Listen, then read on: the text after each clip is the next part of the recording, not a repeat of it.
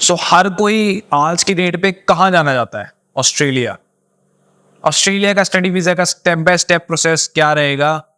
कैसे study visa आप लगा सकते हो? आपको क्या क्या डॉक्यूमेंट्स प्रिपेयर करने हैं, उसके बारे में आज बात करते हैं। हर एक स्टेप को एक्सप्लोर करेंगे so that you have complete knowledge of it. So stay tuned, पूरी वीडियो देखिए। 5 मिनट में आपको पूरा ऑस्ट्रेलिया का स्टडी वीज़ा समझा दूंगा।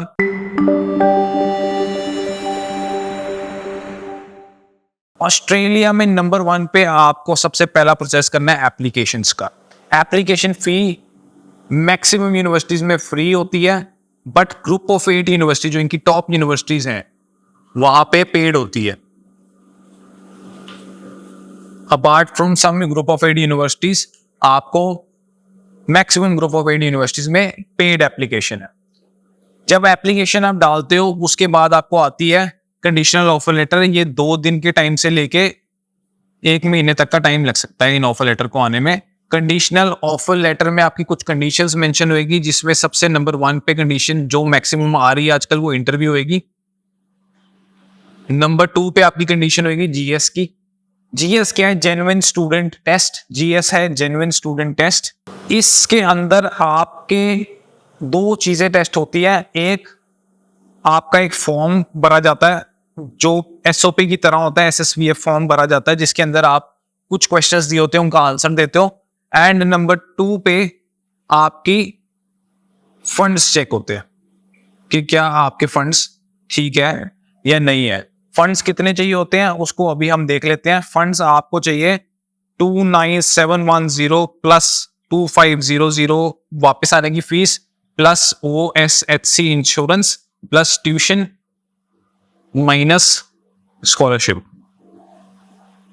इंटरव्यू भी जीएस का ही पार्ट है। इसके अलावा क्या डॉक्यूमेंट्स मांग सकते हैं? इसके अलावा आपका एडमिट कार्ड मांग सकते हैं अगर आप 12th के बाद अप्लाई कर रहे हो, या फिर आपसे डिग्री वेरिफिकेशन का लिंक मांग सकते हैं, डिजी लॉकर लिंक मांग सकते हैं। इसके लिए इसको पहले से प्रिपेयर करके रखिए। डिजी लॉकर का लिंक, डिग्री वेरिफिकेशन का लिंक एंड एडमिट कार्ड्स अपने 12th के प्रिपेयर करके रखिए, क्योंकि बहुत सारी यूनिवर्सिटीज आपसे मांगने वाली है वेरीफाई करने के लिए कि आपके ट्रांसक्रिप्ट्स जेन्युइन है या नहीं है। वो 110% ये वेरीफाई करेंगे ही करेंगे। तो अपना प्रोसेस में हर्डल्स ना आए, ये पहले से ही करके रखिए। अब जब जीएस का प्रोसेस आपका खत्म हो जाएगा, आपने फंड वगैरह शो कर दिया, तो आपको आएगी अनकंडीशनल ऑफर लेटर। अब कुछ यूनिवर्सिटीज में बच्चे जानते होंगे जिन्होंने प्रोसेस किया या फिर अभी वो प्रोसेस कर रहे हैं, कुछ यूनिवर्सिटीज में डायरेक्टली अनकंडीशनल ऑफर लेटर आती है, जैसे कि मोनाश यूनिवर्सिटी में, स्विनबर्न यूनिवर्सिटी में, यूनिवर्सिटी ऑफ टेक्नोलॉजी सिडनी के अंदर। इसका मतलब ये नहीं है कि आप जीएस का प्रोसेस स्किप कर सकते हो। इसका बल्कि ये मतलब है कि आपका जीएस का प्रोसेस या तो आप खुद या आपका एजेंट करेगा, एंड वो उतना ही थोरो होना चाहिए, क्योंकि अल्टीमेटली वीजा तो लगाना ही है। सो अनकंडीशनल ऑफर लेटर के आने के बाद ही आप फी पे कर सकते हो, जीएस क्लियर होने के बाद ही। ध्यान में रखना, कुछ यूनिवर्सिटीज अनकंडीशनल ऑफर लेटर के बाद आपको स्कॉलरशिप देती है। जब जीएस क्लियर हो जाता है उसके बाद स्कॉलरशिप देती है, तो आपको वो स्कॉलरशिप भी अप्लाई करनी पड़ती है। इसके एग्जांपल्स में university of Adelaide and Monash university आ जाता है, जो कि स्कॉलरशिप आपके अनकंडीशनल के बाद देगी। जब आपने फी पे कर दी है तो आप कितनी पे करोगे? 50% तक आप एक सेमेस्टर की और डिपॉजिट अमाउंट। हर ये डिपॉजिट अमाउंट या तो फी या तो डिपॉजिट अमाउंट या तो 50% होएगा, या फिर जो आपके ऑफर लेटर पे मेंशन्ड है वो है। कुछ यूनिवर्सिटीज आपका सेमेस्टर डिपॉजिट लेती है, कुछ आपका ट्राइमेस्टर डिपॉजिट लेती है, जैसे कि डीकन यूनिवर्सिटी। इसमें आपका प्लस ओएसएचसी भी हो सकता है अगर आप कॉलेज से प्रिपेयर कर परचेज कर रहे हो। ओएसएचसी आप अपने आप खुद भी परचेज कर सकते हो, आप किसी एजेंट के थ्रू भी परचेज कर सकते हो, या आप कॉलेज से परचेज कर सकते हो। वो कंप्लीटली आपकी चॉइस है। ये जो है ये आपको कॉलेज को देना ही पड़ेगा as mentioned on your offer letter. And अगर बाद में स्कॉलरशिप आई है तो आप स्कॉलरशिप को उसमें से माइनस कर सकते हो। नेक्स्ट पार्ट आ जाता है, जब आपने ट्यूशन पे कर दी तो वो आप सीओई के लिए अप्लाई करोगे। आप उनको कहोगे हमें सीओई दे दो, कंफर्मेशन ऑफ एनरोलमेंट दे दो। इसके साथ ही आप वीजा लगा पाओगे। You can not apply your visa without COE, without a confirmation of enrolment. ये ऑस्ट्रेलियन गवर्नमेंट आपको प्रोवाइड करती है, ऑस्ट्रेलियन गवर्नमेंट के ऊपर स्टैंप लगा होता है। तो सीओई एक बार आपको आ जाती है तो नेक्स्ट स्टेप क्या है? आपने वीजा डॉक्यूमेंट्स प्रिपेयर करने हैं। वीजा डॉक्यूमेंट्स के अंदर नंबर 1 डॉक्यूमेंट तो आपका पासपोर्ट है, पर पासपोर्ट का हर एक पेज आपने प्रिंट एंड स्टैम्प कराना होता है।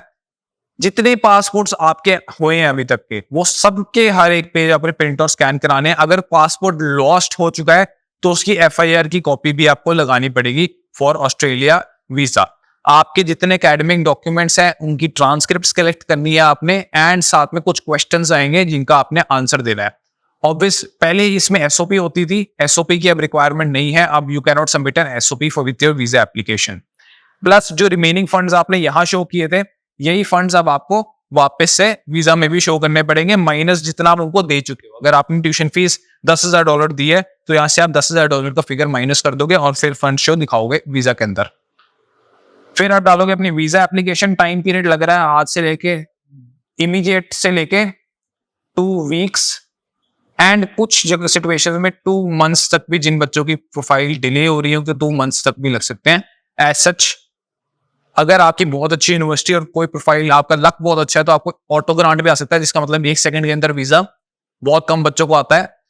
एंड उसके अलावा आपको 2 वीक से लेकर 2 महीने का टाइम लग सकता है वीजा एप्लीकेशन के अंदर। सो ये ओवरऑल प्रोसेस है ऑस्ट्रेलिया का। इसमें किन किन चीजों का ध्यान रखना है, फिर से रिपीट कर रहा हूँ एक बारी ब्रीफ। एक नंबर 1 पे आपको जो डॉक्यूमेंट्स आप सबमिट कर रहे हो GS के टाइम पे, उन डॉक्यूमेंट्स की वेरिफिकेशन आपके पास होनी चाहिए। IELTS का लॉगिन होना चाहिए, सारी चीजें आपके पास पहले से ही रेडी होनी चाहिए। फंड्स 3 मंथ्स ओल्ड होने चाहिए। फंड्स में आप एजुकेशन लोन अगर यूज कर रहे हो या आप किसी और टाइप का लोन यूज कर रहे हो, लोन अगेंस्ट प्रॉपर्टी, तो वो रिसेंट फंड्स भी चलेंगे। एजुकेशन लोन का सैंक्शन लेटर चलेगा, बट कुछ अपना हिस्सा फिर भी दिखाना पड़ेगा। जैसे अगर आप एजुकेशन लोन यूज कर रहे हो 30 लाख का और आपका फंड शो 40 लाख का है, तो आप 13 लाख रुपए अपने तरफ से भी दिखाओ ताकि पता लगे कि आपके पास भी फंड्स हैं। नेक्स्ट आपको याद रखना है कि आप कई यूनिवर्सिटीज अनकंडीशनल ऑफर देने के बाद आपको स्कॉलरशिप देगी, तो स्कॉलरशिप अलग से अप्लाई करनी है, ईमेल भेजनी है या अपने एजेंट को बोलना है मेरी स्कॉलरशिप अप्लाई कर दो।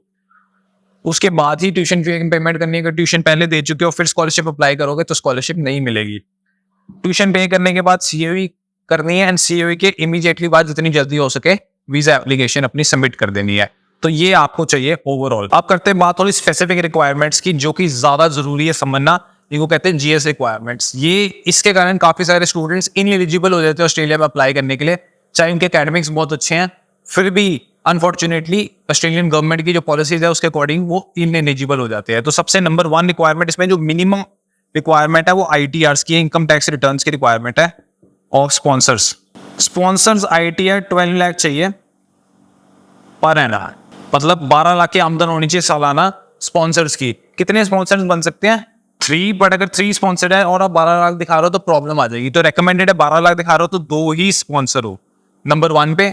दूसरी बात, इसमें मैक्सिमम पोर्शन आपके पेरेंट्स का ही होना चाहिए। अगर आप कहोगे कि मैंने दादाजी को भी ऐड किया, दादाजी का पोर्शन बड़ा है पेरेंट्स का छोटा है, तो आपको प्रॉब्लम आएगी बाद में।